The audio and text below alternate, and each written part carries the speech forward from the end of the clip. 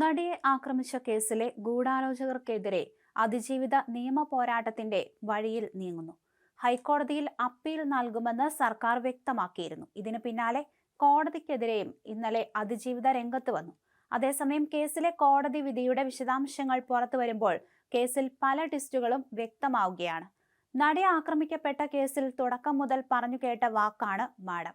ഒരു സ്ത്രീ തന്ന കൊട്ടേഷൻ എന്നാണ് ആദ്യം കേട്ടത്. പിന്നീടാണ് ദിലീപ് നൽകിയ കൊട്ടേഷൻ എന്ന രീതിയിലേക്ക് മാറിയത്. പൾസർ സുനി മാത്രമല്ല, ബാലചന്ദ്രകുമാറും കേസിലെ സ്ത്രീ സാന്നിധ്യത്തെക്കുറിച്ച് പറഞ്ഞിരുന്നു. ആരാണ് ഈ സ്ത്രീ എന്ന കാര്യമായ അന്വേഷണം നടന്നില്ല എന്നതാണ് കൗതുകകരം. ഇതേക്കുറിച്ച് കേസിൽ എറണാകുളം ജില്ലാ സെഷൻസ് കോടതിയുടെ വിധിന്യായത്തിലും ഇക്കാര്യത്തിൽ സംശയം ഉന്നയിക്കുന്നു. എന്തുകൊണ്ട് പോലീസ് ഇക്കാര്യം അന്വേഷിച്ചില്ല എന്നതാണ് സംശയം. സുനി ഫോണിൽ സംസാരിച്ചത് ശ്രീലക്ഷ്മി എന്ന സ്ത്രീയുമായിട്ടാണ്. എന്നാൽ അവർ ആരാണെന്ന് പോലീസ് വിശദമായി അന്വേഷിച്ചില്ല.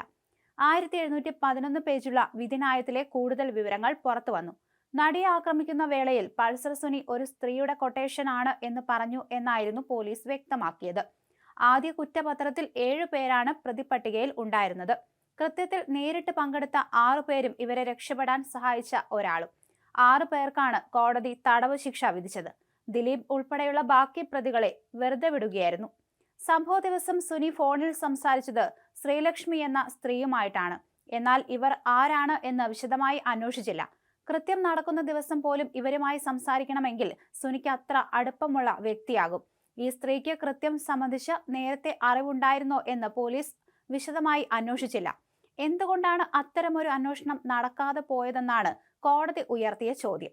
സുനിയുമായി അടുപ്പമുള്ള സ്ത്രീ എന്ന മട്ടിലാണ് പോലീസ് കണക്കാക്കിയത്. സ്ത്രീ സാന്നിധ്യം ആരാണ് എന്ന് ഉറപ്പിക്കാനും അവർക്ക് കേസിൽ ബന്ധമുണ്ടോ എന്ന് പരിശോധിക്കാനും പ്രോസിക്യൂഷന് സാധിച്ചില്ലെന്നാണ് കോടതിയുടെ വിലയിരുത്തൽ. സംഭവം നടന്ന വേളയിൽ ഉയർന്നു കേട്ട മാഡം ഇപ്പോഴും അവ്യക്തമായി തുടരുന്നു. ജയിലിൽ നിന്നുള്ള കത്തിൽ സ്ത്രീ തന്ന കൊട്ടേഷനാണ് ഇതെന്നാണ് സുനി ആദ്യം പറഞ്ഞത്. ജയിലിൽ നിന്ന് സുനി അയച്ച കത്തിൽ ദിലീപ് തന്ന കൊട്ടേഷൻ എന്ന മട്ടിലാണ് എഴുതിയത്. ഇതാണ് ദിലീപിനെ കേസിൽ പ്രതിയാക്കുന്നതിലേക്ക് നയിച്ചത്. എന്നാൽ സ്ത്രീ തന്ന കൊട്ടേഷൻ എങ്ങനെ ദിലീപ് തന്ന കൊട്ടേഷൻ എന്ന നിലയിലേക്ക് മാറ്റപ്പെട്ടു എന്നതും സംശയകരമായി. കോടതിയുടെ വിധിയിൽ ശ്രീലക്ഷ്മിയുമായുള്ള ബന്ധത്തെക്കുറിച്ച് പറയുന്നത് ഇങ്ങനെയാണ്. കുറ്റം നടന്ന ദിവസമായ 2017 ഫെബ്രുവരി 17 വൈകുന്നേരം 3:44 വരെ ശ്രീലക്ഷ്മിയിൽ നിന്ന് സുനിയുടെ ഫോണിലേക്ക് സന്ദേശങ്ങൾ വന്നിരുന്നതായി ജഡ്ജി നിരീക്ഷിച്ചു. അന്നേ ദിവസം വൈകുന്നേരം 6:22 7:59 ഇടയിൽ അവർ സുനിയെ 6 തവണ വിളിക്കുകയും ചെയ്തു. കുറ്റം നടന്ന ദിവസം രാത്രി 9:03 9:56 ഇടയിൽ സുനിക്ക് ശ്രീലക്ഷ്മിയിൽ നിന്ന് 7 സന്ദേശങ്ങളും ലഭിച്ചു. ഫോറൻസിക് സയൻസ് ലബോറട്ടറിയിൽ നിന്നുള്ള റിപ്പോർട്ട് പ്രകാരം 2017 ഫെബ്രുവരി 17 രാത്രി 10:30 10:48 ഇടയിലാണ് വീഡിയോകൾ പകർത്തിയത്. ശ്രീലക്ഷ്മിയിൽ നിന്നുള്ള അവസാന സന്ദേശം ലഭിച്ചത് രാത്രി 9:56 ഇത് റെക്കോർഡ് ചെയ്യുന്നതിന് ഏകദേശം അരമണിക്കൂർ മുമ്പാണെന്ന് കോടതി കണ്ടെത്തി.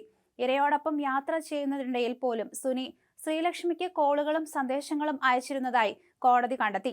എന്നിട്ടും SIT അവരെ സാക്ഷിയാക്കുകയോ കോൾ ഡേറ്റ റെക്കോർഡ്, അവരുടെ ലൊക്കേഷൻ വിവരങ്ങൾ എന്നിവ ഹാജരാക്കുകയോ ചെയ്തില്ല.